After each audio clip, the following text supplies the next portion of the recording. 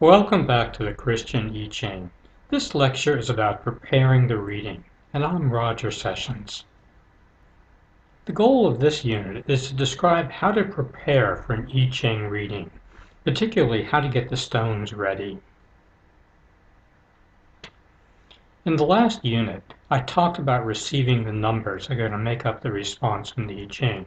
And if you remember, I said that you're going to receive 6 numbers, any one of which could have the values 6, 7, 8, or 9. As you receive these numbers, you're going to write them down in your workbook, right next to what the line numbers. So you can see there where it has first, second, third, fourth, fifth, and sixth.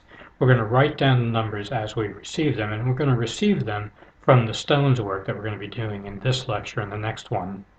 But it's very important that as you receive the numbers, you write them down right away. I've seen a lot of readings go bad because it seemed like the hexagram didn't make sense given the query that was being asked. But when we went back to the original numbers, we saw that somebody had made a mistake in translating the numbers to a line. So always maintain your original data, which is the numbers themselves. The protocol that we're going to use to receive the numbers from the Christian I Ching are going to be what I call the stone protocol. And that is a sequence of events that you're going to do 6 times, a fairly significantly large sequence of events. You'll go through that whole sequence 6 times. And every time you go through the sequence, you're going to receive one more number, which will be one more line in your hexagram. You'll do that 6 times to receive all 6 lines. You're going to be using the stones, the 49 query stones. So you might be using something like this. This is some red stones that I often use in my workshops. You could use almost anything. I talked about the stones earlier. You just basically need something that's small and flat, that are easy to move around.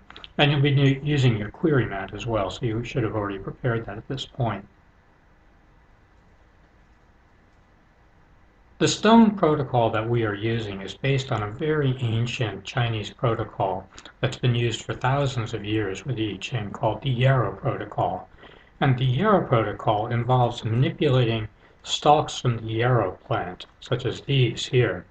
And you have 49 stalks.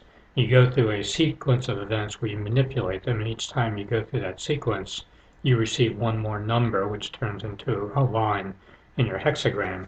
Now the problem with yarrow stalks is that although they were once upon a time very easy to find, and maybe still are easy to find in China, they're not so easy to find in most of the United States or most of the rest of the world. And when you can find them, they're usually pretty expensive, and they're also very hard to manipulate.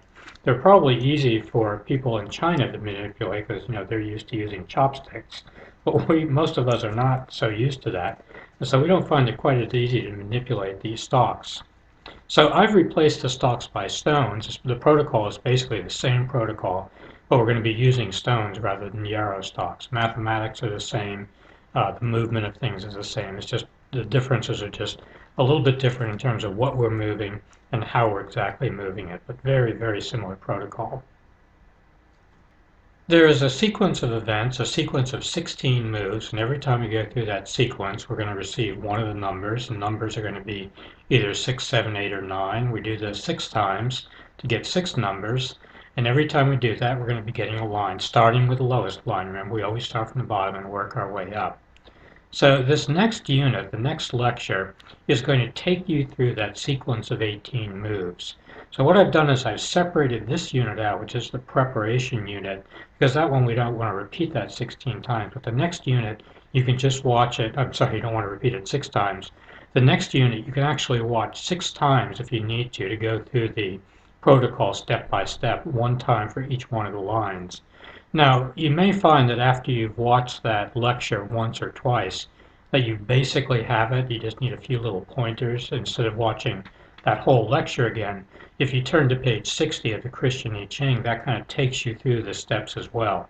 So you might find it after 1 or 2 times of watching the lecture just easier to follow along with the book. Or maybe after 3 or 4, you'll have the protocol down so well you won't need any additional material. We're using the query mat because I'm going to tell you to do things like move a stone to A1. But this is just a training mechanism. It's basically training wheels for learning the I Ching. After you've done 2 or 3 or 4 readings for yourself. You won't need that query mat anymore. That's, you'll be familiar enough with how the stones get placed, so you can do it just using any flat surface. Again, the next lecture is going to take you through the sequence of events to receive one more line.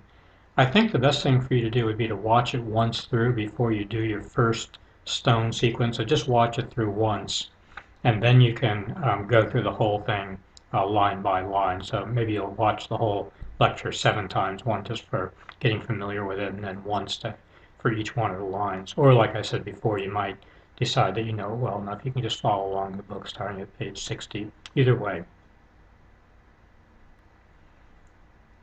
The preparation for this is 2 stages. We need to prepare the stones for doing the reading. We need to prepare ourselves for doing the reading.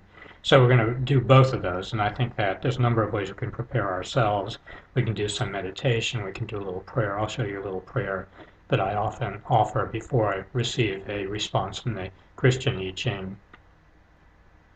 First, let's look at the stones. So what you need to do is you need to get your query mat out, and you want to take your stones. As I told you, you're probably going to have 52 stones, but we're actually only going to use 49 for doing a query. And it's very, very important that we get exactly 49 stones to start the query. We can't be one less or one more. That's going to throw off the entire reading. So usually the way I get my 49 stones together is I'll create 10 rows of 5 stones and then take one of them away. So 10 rows of 5 stones, that's exactly 50 stones. I take one of them away, and it's pretty hard to make a mistake counting if you do that. You should end up with exactly 49 stones.